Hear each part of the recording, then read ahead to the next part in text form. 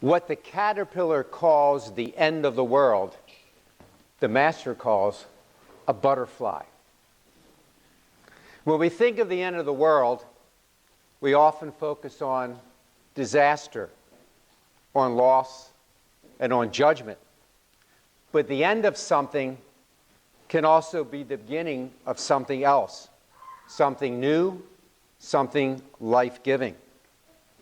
Advent reminds us to be alert and prepared at all times, for God can break into our lives at any moment.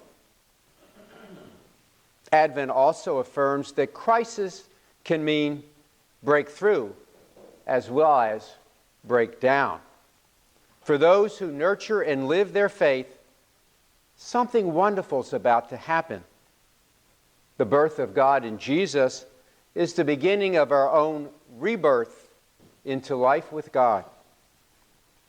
Advent tells us to go forward. Hope is always in the future. The Hebrew Testament, what we call the Old Testament, is filled of promises made by God to his chosen people. Think about it.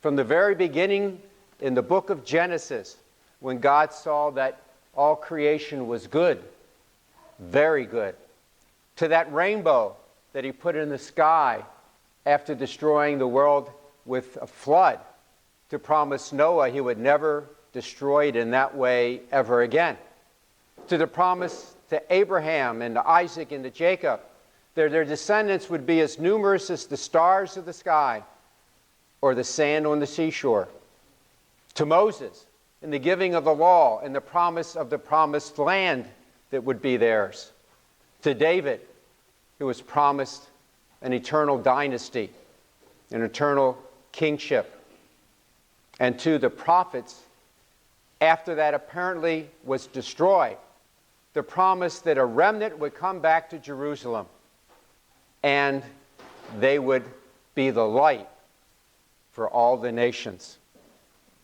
On this, the first Sunday of Advent, we hear from my favorite person in all the Old Testament, the prophet Jeremiah. Some of you know that I'm very fond of him, and so fond that on my 10th anniversary to the priesthood, my staff gave me a big reproduction of Michelangelo's version of Jeremiah as it appears in the Sistine Chapel. So every day I have to peer at Jeremiah on the wall, let alone have my little frog singing Jeremiah was a bullfrog too, which I put out for Christmas the other day, in which anybody who visits my office, I gladly press and allow them to play that. But Jeremiah, of course, is one of the great towering figures of the Old Testament. He knew very well the ways of Yahweh. He was told to tell difficult words. People hated him for those words. Words of plucking up and pulling down, destroying and overthrowing, building and planting. See, David had promised an eternal, everlasting house, a dynasty. And in 586, when the Babylonians came back, they destroyed the temple and the city of Jerusalem. They took the last king and forced him to watch all of his family be slaughtered in front of him. Then they took out his eyes. So that would be the last thing he ever saw in this world, was the death of his family. It seemed that the promise made to David was over forever. But in those words in that first reading, we hear how Jeremiah promises that God will raise up a just shoot from the stump of Jesse, David's father. In other words, there would be somebody who would come along who would have an everlasting kingdom. And of course, as we look back at that, that's hope for us, isn't it? Because we see Jesus, the Messiah, in those words. His kingdom is an everlasting kingdom. In the gospel, we hear about signs of what is to come. Signs. Meteorologists watch a storm starting to form in the southern Atlantic. They track it up. They put the data into a computer. It spits out information about the path of the storm up the eastern seaboard and all the havoc it may play. and signs and warnings are put out. And people are terrified because of this hurricane that's coming up the coast.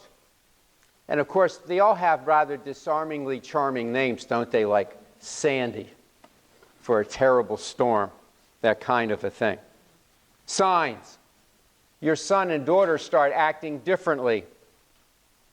Your child that normally is quiet and is usually happy, suddenly turns quiet and sullen, impatient and angry. Typical teenage angst, or is something deeper, something more dangerous going on? Signs. At your annual doctor's checkup, he looks at your chart. He says he's concerned about the numbers on your chart. He doesn't mince words. You're over 40 now. You can't eat like a teenager. Throughout our lives, we encounter signs, indicators of realities we do not readily understand or sometimes see or appreciate, or often would rather ignore altogether. These signs urge us to look deeper, to see beyond ourselves, to confront issues before they become disasters. On this first Sunday of Advent, Jesus calls us to pay attention to the many signs of God's love amidst the everyday trials and challenges we encounter. God's spirit of humility and wisdom enables us to realize God's saving work in the advent of our lives. These 4 weeks are a microcosm of the Advent that is the very entirety of our lives as Christians, to make ourselves ready to be stood up before the Son of Man through lives of love, through lives of mercy, and through lives of justice. On this first Sunday of Advent, the Church turns our attention to the God who fulfills promises and to the distant future, the end time, and the return of the Son of Man. The apocalyptic style of the gospel, with its dramatic images and symbols, were communicated to provide hope to fearful people by revealing how God definitively would be faithful and defeat the forces of evil. Past, present, and future, God does come to save us, strengthening our hearts with abundant love. During this first week of Advent, I prayerfully ask you to ask yourself these questions. What is my understanding of the gospel? How is it good news? What are my fears? Maybe more importantly, what are my hopes?